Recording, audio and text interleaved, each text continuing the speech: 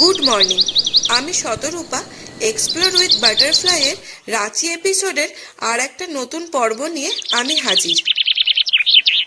সকালটা যদি এরকম সুন্দরভাবে শুরু হয় তাহলে সারা দিনটা বেশ ভালোই লাগে।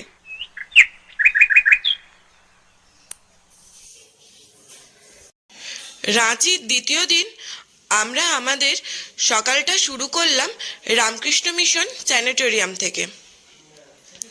রামকৃষ্ণ মিশন স্যানিটোরিয়ামটা প্রকৃতির মাঝে অবস্থিত। চারিদিকে সুন্দর প্রকৃতি, সবুজে ঘেরা, আর তারই মাঝে রয়েছে এই রামকৃষ্ণ মিশন। সুন্দর স্নিগ্ধ পরিবেশ, একদম মন ছুঁয়ে যাওয়ার মতো একটা অপূর্ব জায়গা।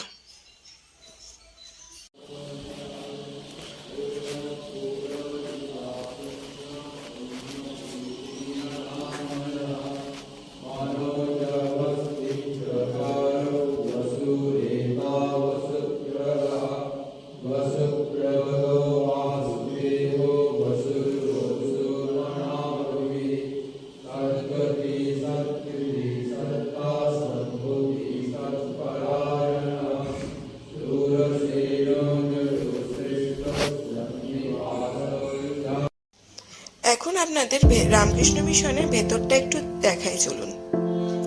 চারিদিকে সুন্দর বাগানে ঘেরা রামকৃষ্ণ মিশন। রামকৃষ্ণ মিশনের পর আমাদের পরবর্তী গন্তব্যস্থল হলো রাজারাপ্পা মন্দির। আমরা প্রবেশ করে গেছি রাজারাপ্পা মন্দিরের রাস্তাতে। এই হলো সেই রাজারাপ্পা মন্দির। আমরা এখন রাজারাপ্পা মন্দিরের মেন এন্ট্রান্স দিয়ে ভেতরে ঢুকছি। রাঁচি আসার প্রধান উদ্দেশ্যই ছিল এই রাজারাপ্পা মন্দিরে এসে পুজো দেওয়া। রাজারাপ্পা মন্দিরে পুজো দিতে এলে একটু সকাল সকাল আসাই ভালো, যত বেলা বাড়ে ভিড় তত বাড়তে থাকে। রাজারাপ্পা মন্দিরের ওপর থেকে বাইরের ভিউটা ঠিক এই রকম। এই মন্দিরের ভিড়টা আপনারা দেখতেই পাচ্ছেন, কি বিশাল লাইন, বড় সাপের মতো লাইন গেছে। রাজারাপ্পা মন্দিরটি হল মা ছিন্নমস্তা মায়ের মন্দির। এটি 51 ফিটের একটি পীঠও অবশ্য। যত বেলা বাড়ে ভিড়ও তত বাড়তে থাকে। আমরা অলমোস্ট 4-4.5 ঘন্টা লাইনে দাঁড়িয়ে মেন মন্দিরের কাছাকাছি প্রবেশ করেছি। তাও মনে হচ্ছে পুজো দিতে দিতে আরো 1-1.5 ঘন্টা লেগে যাবে।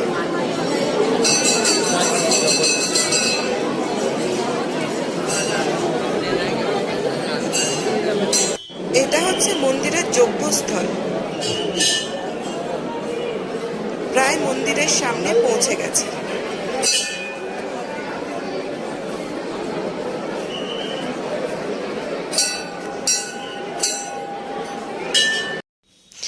মন্দিরে পুজো দিয়ে বেরিয়ে আমরা এখানে নারকোল ফাটালাম, ধূপকাঠি আর মোমবাতি জ্বালিয়ে দিলাম। প্রায় 5 ঘন্টা আমাদের মন্দিরে লাইন দিতে হয়েছিল। রাজারাপ্পা মন্দিরের মা ছিন্নমস্তা মাকে পুজো দেওয়াটা বেশ সুন্দরই হলো। পুজো দিয়ে দর্শন করে আমরা আমাদের রাঁচি ট্যুরের দ্বিতীয় দিনের তৃতীয় গন্তব্য হুড্রু ফলসের দিকে রওনা দিয়েছি। যারা আমাদের মতো নিজস্ব গাড়িতে রাজারাপ্পা মন্দিরে পুজো দিতে যেতে চাইছেন তাদের জন্য বলে রাখি, মন্দিরে কিন্তু পার্কিংয়ের সুব্যবস্থা রয়েছে। সরকারি এবং বেসরকারি 2 রকমের পার্কিং রয়েছে এই রাজারাপ্পা মন্দির চত্বরে। সন্দীপনের অনেক দিনের ইচ্ছে ছিল পাহাড়ি রাস্তায় গাড়ি চালানো। মা ছিন্নমস্তা দর্শনে এসে সন্দীপনের সেই ইচ্ছা পূরণ হয়ে গেল। রাজারাপ্পা মন্দির থেকে হুড্রু যাওয়ার যে রাস্তা, সেটা যথেষ্ট খাড়াই এবং পুরোপুরি যাকে বলে পাহাড়ি রাস্তা। কোথাও আঁকা বাঁকা, তো কোথাও ঢালু, তো কোথাও খাড়াই। আর রাস্তার সিনিক বিউটি আপনারা তো দেখতেই পাচ্ছেন, সে নিয়ে বলার কোনো জায়গাই নেই। রাজারাপ্পা মন্দিরে আমাদের পৌঁছাতে একটু দেরি হওয়ার জন্যে পুজো দিতেও দেরি হয়ে গেছিল। এই যে এই জায়গাটা দেখছেন, এই জায়গাটা কিন্তু বেশ খাড়াই। কতটা বুঝতে পারছেন জানি না। এই রকম খাড়াইতে ওঠা সন্দীপনের জীবনের প্রথম অভিজ্ঞতা। যদিও একটু ভয় লাগছে যেহেতু ফার্স্ট টাইম, কিন্তু তবুও বেশ মজা করছি। সন্দীপনের ওপর আমাদের সকলের যথেষ্ট ভরসা রয়েছে এবং সন্দীপনও খুব দক্ষতার সঙ্গে এই রাস্তায় গাড়ি চালিয়ে আমাদের হুড্রু ফলসের দিকে নিয়ে যাচ্ছে। রাস্তা যেন শেষই হচ্ছে না। দুপুরের লাঞ্চও হয়নি, তাই খিদেই পেটে ছুঁচোয় ডন বৈঠক দিচ্ছে। আঁকা বাঁকা রাস্তা পেরিয়ে এগিয়ে চলেছি হুড্রুর দিকে। সমস্ত গাড়ি হুড্রু দেখে ফিরে আসছে, আর আমরা চললাম সবে হুড্রুর দিকে। জানি না শেষ অবধি হুড্রু ফলসটা দেখার সৌভাগ্য হবে কিনা, কারণ প্রত্যেকটা ফলসেরই নির্দিষ্ট সময় রয়েছে। সেই সময়ের মধ্যে পৌঁছাতে না পারলে হুড্রু দেখা আর আজ হবে না। তবে হুড্রু দেখা হোক আর না হোক, প্রচন্ড খিদে পেয়েছে। আগে আমরা কিছু লাঞ্চ করব। কলকাতা ছাড়া বোধহয় সব জায়গার রাস্তাই এতটাই সুন্দর। দেখে বোঝাই যাচ্ছে না পাহাড়ি অঞ্চলের রাস্তা। কোথাও একটা খানাখন্দা কিচ্ছু নেই, অথচ কলকাতা আমাদের সমতল হয়েও সেখানে রাস্তায় খানাখন্দায় ভর্তি।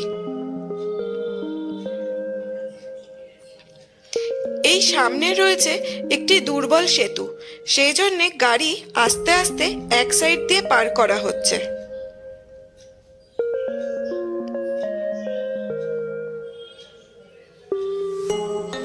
সূর্য অস্ত যেতে চলেছে।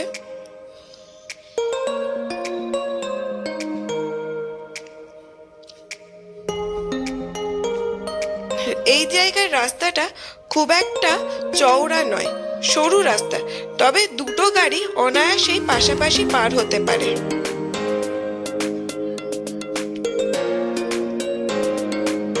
এদিকে দেখছি অনেক গাড়ি পার্কিং। বুঝতে পারছি না এটাই হুড্রুর রাস্তার কার পার্কিং কিনা। এগিয়ে চললাম আরো সামনের দিকে।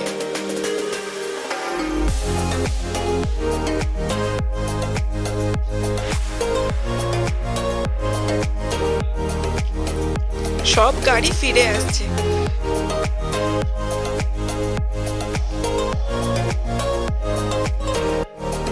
শেষ অব্দি হুড্রু ফলসটার দেখা মিললেই ভালো।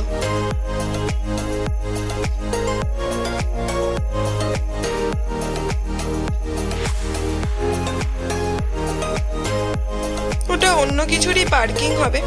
এখনো রাস্তা শেষ হয়নি, গ্রামের মধ্যে দিয়ে রাস্তা চলেছে।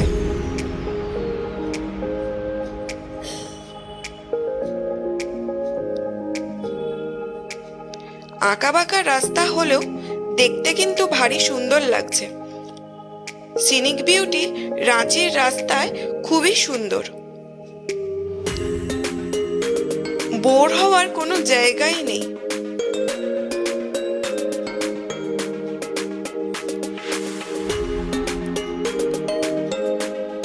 হুড্রু ফলসে পৌঁছে আমরা এই জায়গায় আমাদের গাড়িটি পার্ক করলাম। সামনেই হুড্রু ফলস। কিছু খাবার দাবার খেয়ে আমরা ফলসের দিকে যাব এবার। ছোট ছোট বাচ্চারা এখানে পিকনিকও করতে এসছে। এখানে দেখলাম অনেক পিকনিকের গাড়িও দাঁড়িয়ে রয়েছে।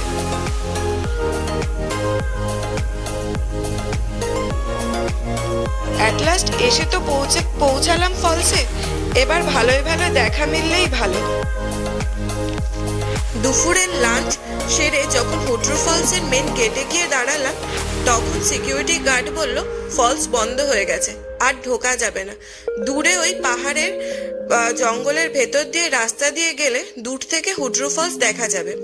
তাই দুধের স্বাদ ঘোলে মিটিয়ে দূর থেকেই হুড্রু ফলস দেখলাম।